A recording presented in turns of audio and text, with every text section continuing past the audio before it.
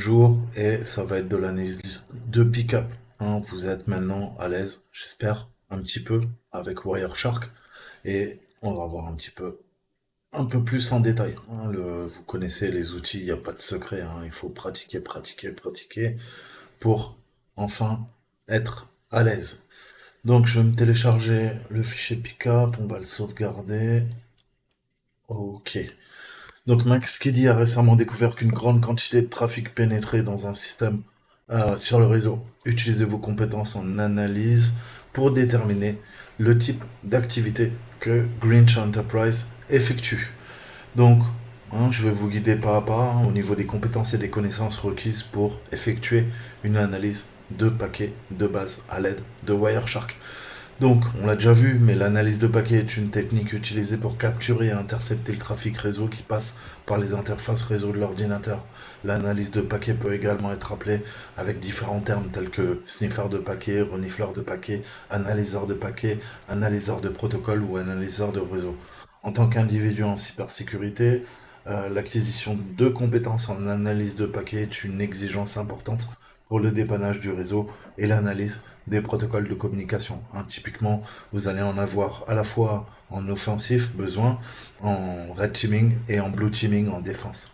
À l'aide d'outils d'analyse de réseau tels que Wireshark, qui capturent les paquets réseau en temps réel et les affichent dans un format lisible par leur main. Il fournit de nombreuses fonctionnalités avancées, y compris la capture en direct et l'analyse hors ligne. Donc là, on va, encore une fois, on n'a pas besoin d'analyser le réseau, on a un fichier et on fait de l'analyse hors ligne comme la dernière fois. Donc on va se focaliser sur les protocoles non chiffrés, puisque si les protocoles sont chiffrés, les données sont encapsulées au sein des trames IP, et dans ce cas-là, il va falloir craquer le protocole pour pouvoir lire les données, sinon elles seront totalement illisibles. Ça tombe bien, HTTP, DNS et FTP ne sont pas chiffrés. Donc encore une fois, si vous n'êtes pas à l'aise, allez voir mes playlists réseau. Je vous explique tout ça, mais il faut des connaissances théoriques et pratiques. Concept de réseau de base, pile TCP, modèle OSI, négociation TCP. C'est ce que vous aurez besoin. Et en matière de cybersécurité, si vous connaissez pas ça, vous allez galérer au niveau du réseau. Donc, l'analyse de paquets. On a de nombreux outils qui sont utilisés pour l'analyse de trafic réseau et le reniflage réseau. Chacun des outils offre un moyen différent de capturer et de disséquer le trafic. Certains offrent des moyens de copier et de capturer, tandis que d'autres lisent et ingèrent à l'aide de différentes interfaces. Gardez à l'esprit tout ça, on commence à travailler en bas niveau. Là, on communique avec les couches réseau les plus basses, donc on a besoin des privilèges administrateurs. Il faudra utiliser sudo ou root. Wireshark, je vous l'ai déjà présenté, vous pouvez aller dans le menu, le lancer, vous pouvez le télécharger, je vous mettrai les liens si vous n'avez pas Kali ou Parrot. Et là, ils nous ont préparé un fichier pickup, et on va venir se le charger. Donc, c'est parti.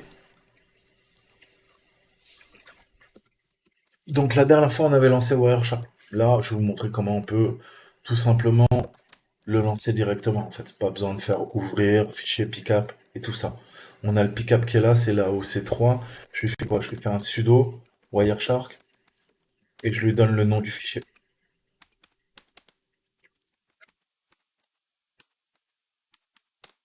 Là, plus vite encore.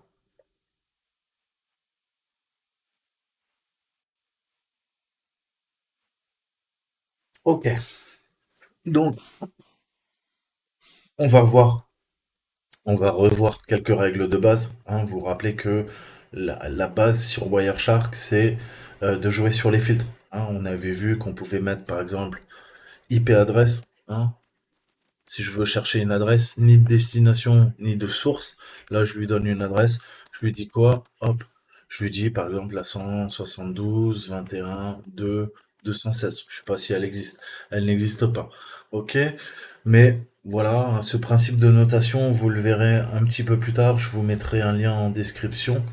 Euh, mais ça nous permet donc de travailler, c'est ce qu'on appelle la syntaxe BPF, comme Berkeley Packet Filter, qui a été inventé par l'université de Berkeley aux États-Unis.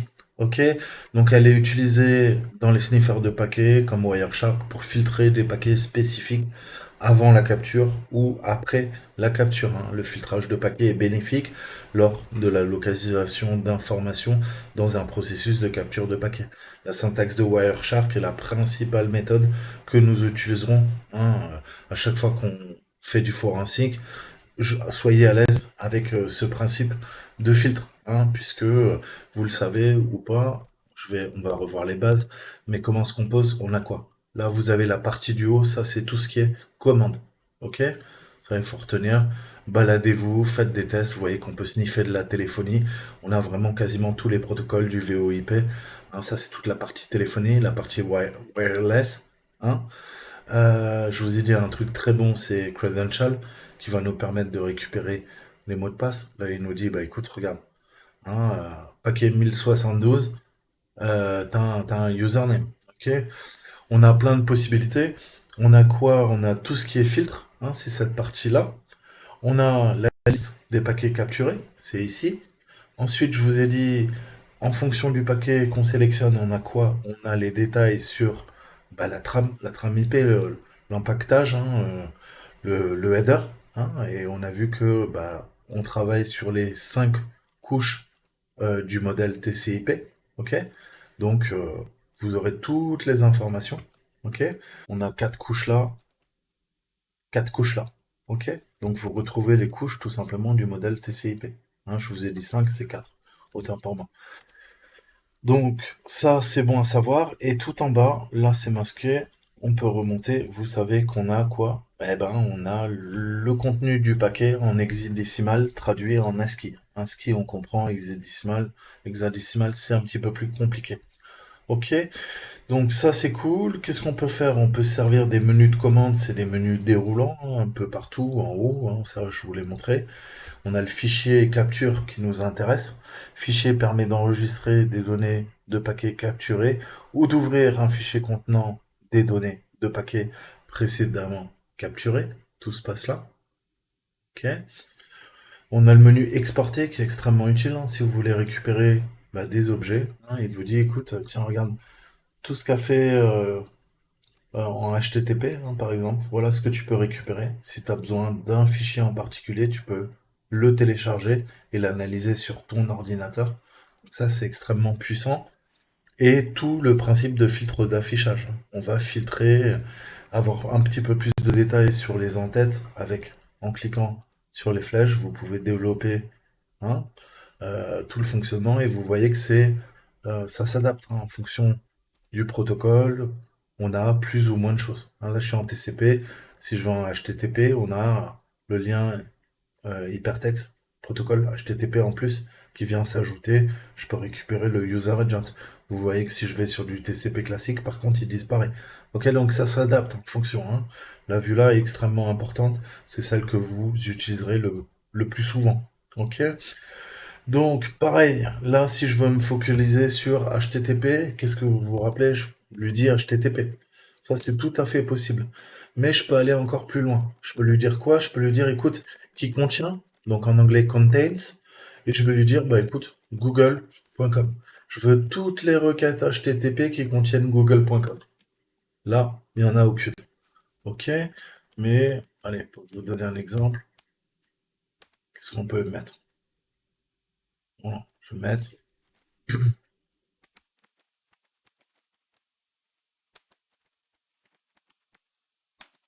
voilà. Là, il me sort tout ce qui contient login. Login, ok? Mot de paire clé, login, login, login, tout ça, ça concerne les logins, ok? Donc vous pouvez facilement, hein, on voit qu'il s'est connecté à Try Avec Me, on peut facilement faire le tri, ok? Là, j'ai déjà un user agent qui a l'air assez sympa, ok? Donc ça, je peux le copier.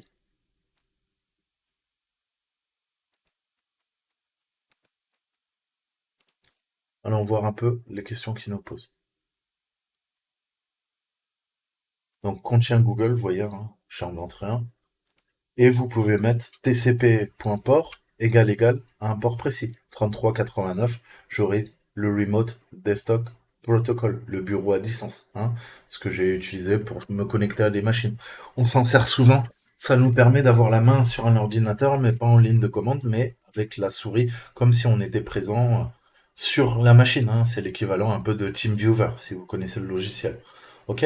Et je peux lui dire également note. Ok? Quelle est la différence entre TCP porte égale 3389? Bah là, ça me sort tous les 3389. Si je fais note 3389, ça me sort tout le reste, sauf le 3389, le RDP. Ok, donc on peut jouer comme ça, hein, sur les filtres, c'est extrêmement puissant. Donc le HTTP, on va effectuer une analyse de paquet, hein, sur le paquet réseau pré-capturé PICAP, hein, c'est ce que je viens d'ouvrir, ok. Il affichera beaucoup de trafic réseau puisque nous nous connectons à l'aide du protocole RDP, ce qui rend notre travail plus difficile. Cependant, vous savez, vous pouvez utiliser le filtre Wireshark HTTP. C'est ce que j'ai fait. Ok, donc si on fait du FTP, qu'est-ce qu'on a? On a des requêtes GET, hein, qui permettent de récupérer du contenu. Là, on voit quoi? Bah, ça a récupéré du contenu côté admin, hein. Donc le serveur a répondu à l'expéditeur avec un HTTP 404, hein. Il lui a dit, écoute, ça not found, ça n'existe pas, ce qui signifie qu'il est introuvable. Supposons que nous ayons besoin de plus de détails sur un paquet en particulier, on va pouvoir développer, hein, je vous ai dit avec les petites flèches, qu'est-ce qui se passe? On va sur le protocole, on clique là, et ça développe plus d'informations, hein. Il n'y a pas de secret. Donc, voilà, on voit, on peut également utiliser un filtre comme ça. Là, ça va rechercher quoi? Rappelez-vous ce que je vous ai dit dans les précédentes vidéos. On fait quoi? On fait protocole, requête, méthode égale à quelque chose. Get, post. Hein, ça, je vous l'avais déjà montré.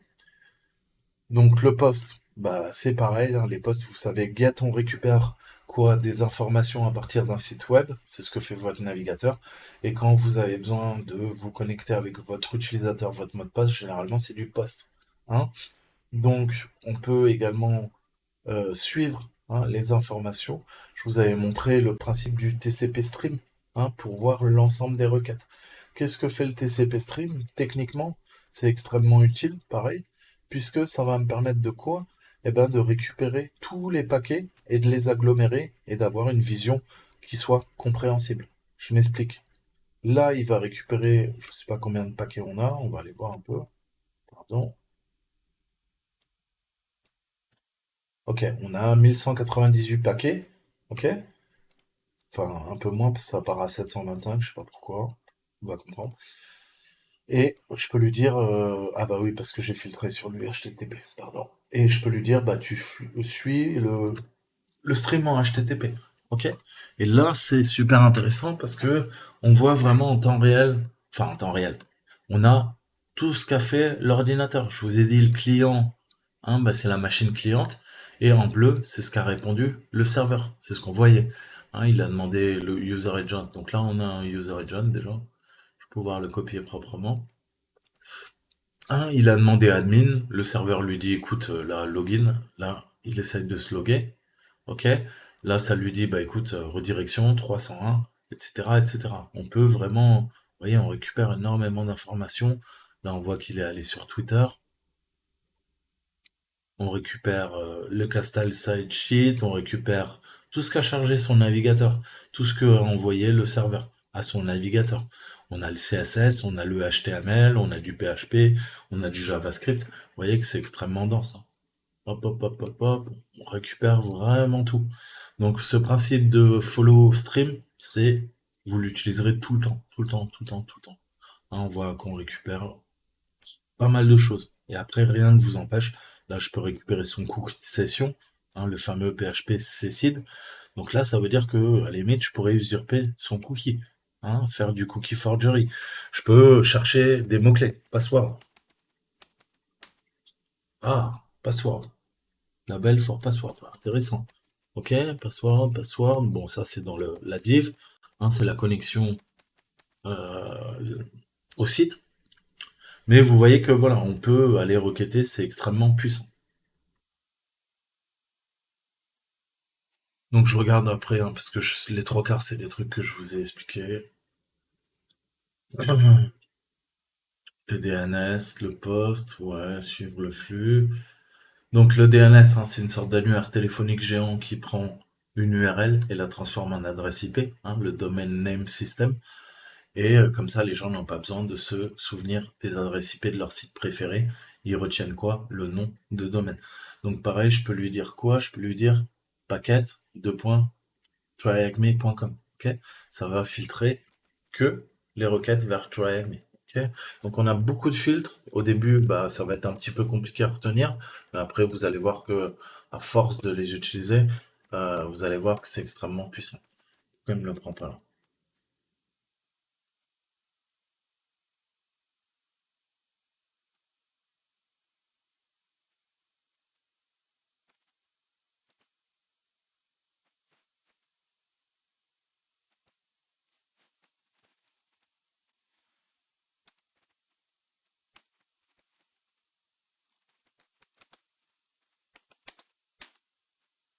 Là, il n'y en a pas.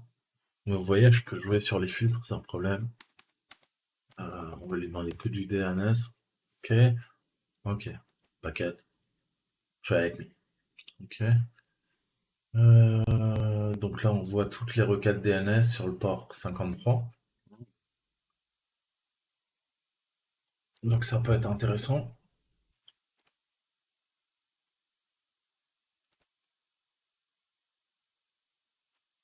Donc en effet, hein, on peut lui mettre UDP port pour avoir le port et 53 parce que bah, c'est le port UDP 53. Des fois c'est en TCP, mais généralement le DNS c'est en UDP, ok, puisqu'on n'a pas besoin d'avoir un contrôle des transmissions. Ok. Donc il y a deux possibilités, soit je lui mets quoi, UDP port égale 53 ou DNS. Ok, DNS c'est beaucoup plus rapide, mais vous pouvez faire les deux, ok, ça fait exactement la même chose. Voilà, on voit un paquet, on peut avoir les détails, etc., etc. On développe l'arborescence, hein, et vous connaissez le principe. On a quoi? Un A records, un type A. Donc on reviendra sur les DNS, je vous expliquerai, il y a différents types de DNS. Ok, ça c'est un type A. Et qu'est-ce que va faire le navigateur? Bah, il dit, écoute, le gars m'a tapé tryacme.com dans le navigateur, est-ce que tu peux me traduire ça en adresse IP? Et le serveur DNS va dire, ah bah écoute, tiens, c'est telle adresse IP. Et là, le navigateur vous affiche tryacme.com, mais lui, il utilise quoi? Il utilise l'adresse IP. Ok? Donc voilà, on voit les réponses et tout ça. Bon, ça, à la limite, hein, le CTF est en libre, je vous laisserai lire, moi je le sais. Voilà, je vous montre comment répondre aux questions. Vous voyez les réponses, vous pouvez voir les questions, les réponses, les flags, hein. En fonction du protocole, vous n'aurez pas les mêmes informations, hein. Comme je vous le disais, ça s'adapte. Ok? Et bah, des fois, on travaille en offset, hein. Là, je vois cet offset, là, je vois que le flags, il a un autre offset. Ok? Là, on a le transaction ID, c'est le bon. C'est le 0x, là. Il est là. Tac, tac, tac, tac, tac, tac, tac. Section de réponse. Ok.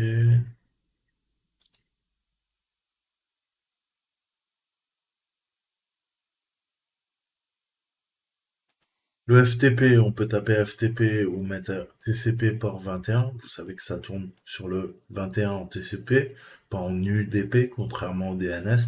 Enfin, le DNS, ça peut être les deux. Ok. Et pareil, on peut récupérer beaucoup de choses. Là, on voit que ça se connecte à quoi? Un serveur VS FTPD, hein, donc serveur FTP, Linux. Et on peut suivre également le stream. Vous pouvez suivre un stream FTP, vous pouvez suivre un stream DNS, vous pouvez suivre un stream TCP, hein, donc il y aura l'ensemble. Vous pouvez suivre ce qu'on avait vu au début, hein, un stream en HTTP, post ou get. Ok, tout est possible. Donc voilà, je vous laisserai lire. Voilà. Mais bon, c'est comme ça qu'on va récupérer des informations et on peut utiliser d'autres fields comme FTP data pour répertorier les paquets qui ont le contenu du fichier. Bon, passons à la pratique. Requête get, quel répertoire sur le serveur web? Alors, vous vous rappelez, on peut utiliser une méthode, hein, donc on a vu quoi?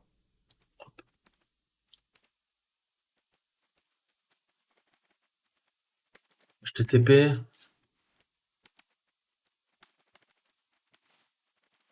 request, méthode, égal, get.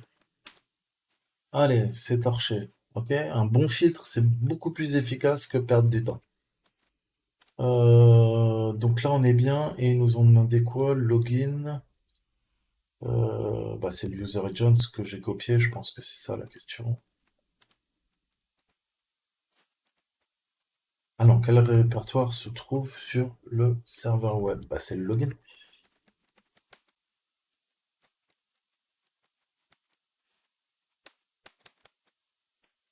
Non, il veut pas.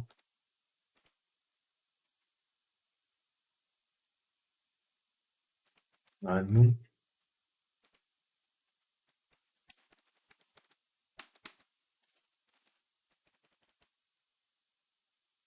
Bon, il est planté. Je recharge. C'est soit admin, soit login.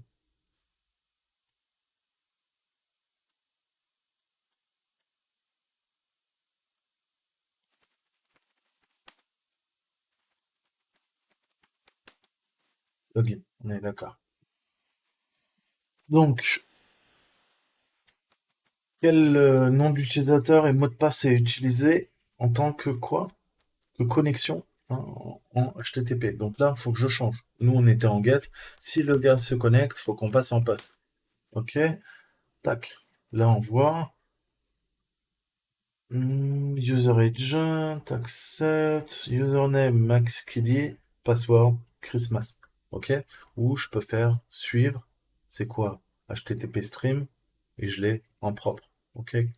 Quelque part par là.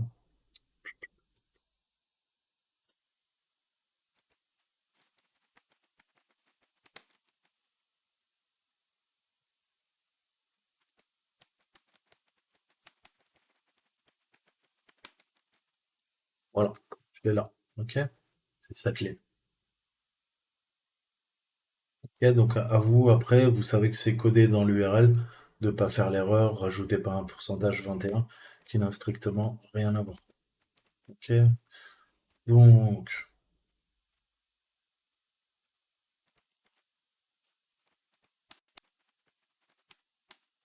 donc c'est Max qui dit deux points. Voilà. Quel est le user agent qui a été envoyé en poste? On l'a vu, justement, il se balade partout, on le voit constamment, constamment. Il est là, le user agent. Hop là, copier, valeur.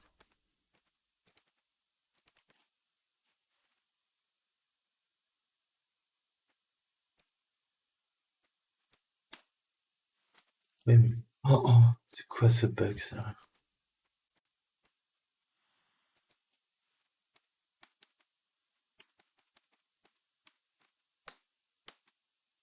Pardon? Ok, il fallait le mettre en entier. Autant pour moi. Dans la section DNS, il y a du texte, enfin une requête en texte DNS. Quel est le drapeau de la requête DNS? Donc, TCP Streams, on passe en quoi? En DNS. Ok. Il doit y avoir du texte. Qu'est-ce que je peux faire? Je vous ai dit CTRL F, chaîne de caractères, oui. Et là, je lui mets texte. Aucun paquet contient ça? Ou t'es sérieux? Liste de paquets, détail du paquet. Voilà, il faut passer sur détail du paquet. Et là, on voit le texte. Ok. Je peux faire quoi maintenant? Suivre, flux UDP, hein, c'est du DNS UDP 53. Try avec me, packet is away some. Ok.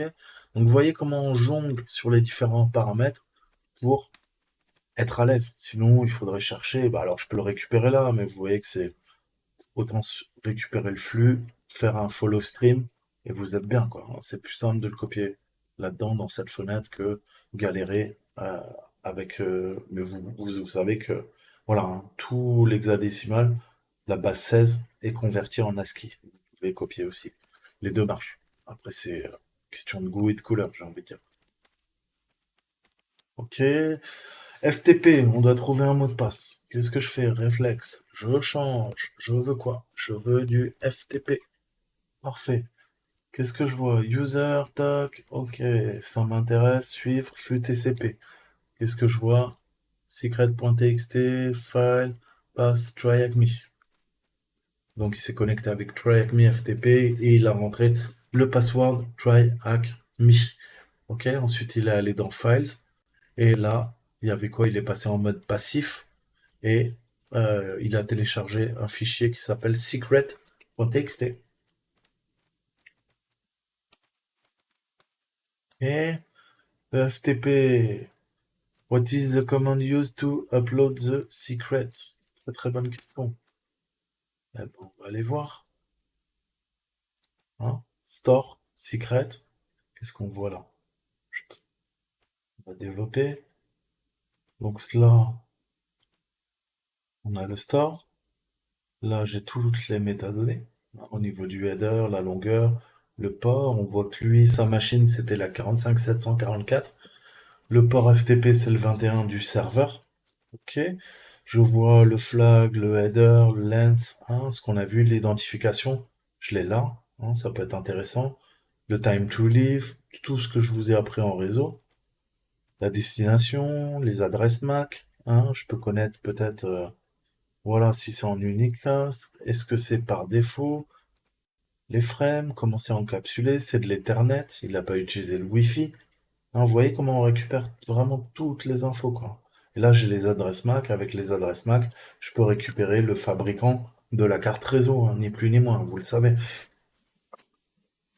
Donc voilà, un petit store. Section FTP. Quel est le contenu de Secret File? Pas bien compliqué. Je vais dans Fichier, je vais dans Exporter. Qu'est-ce qui m'intéresse?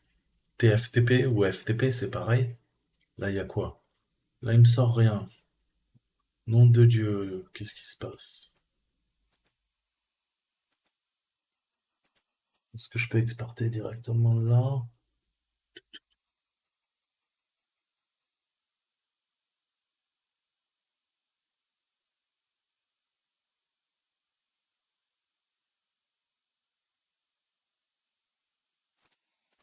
On me le trouve pas, c'est en fin de salon.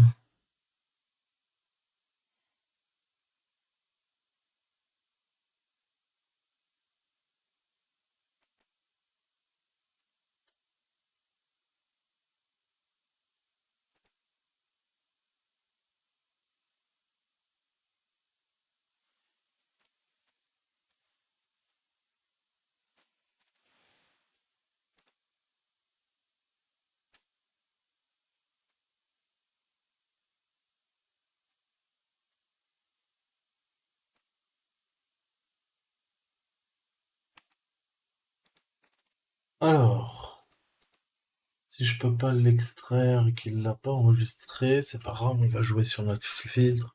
On a dit quoi? FTP data. Hein, vous voyez qu'il y est. Hop. Et on récupère le secret. Et là, on doit avoir l'info quelque part. Si je dis pas de bêtises, je peux toujours pas exporter. C'est bizarre ça, en principe, je pourrais l'enregistrer. Bon, c'est pas grave, on va chercher dans les métadonnées. Hop, on développe. C'est le dernier. Voilà. Là, on voit Transmission Protocol FTP. Hop. Relative Sequence. J'ai le flag. Voilà. On voit qu'il a travaillé dans quoi? Dans Files. Ok?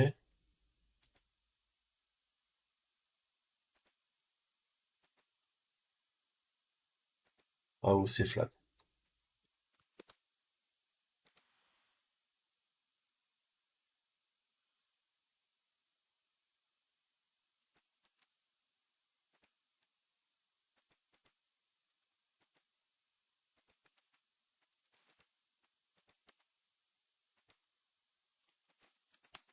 Ça, c'est un retour à l'alien. Je sais pas ce qu'il veut.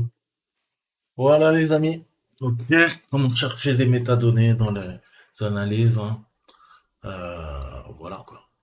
Donc, bah, il faudra pratiquer, on en fera encore plein. Mais vous voyez qu'on commence à être à l'aise avec le principe de filtre et tout ça. C'est pas bien compliqué. Après, bien sûr, il faut connaître les ports, il faut connaître le principe du TCP, il faut comprendre les différentes couches, les différents protocoles, les différents ports, pourquoi on les utilise, comment on se balade dans Wireshark. Mais bon, après, Voilà, hein, plus vous pratiquerez, mieux ça sera. Voilà. Et puis moi, je vous ferai encore d'autres vidéos. Mais pour aujourd'hui, voilà, c'est fini. Je vous dis à très bientôt. On se retrouve demain pour le numéro 10.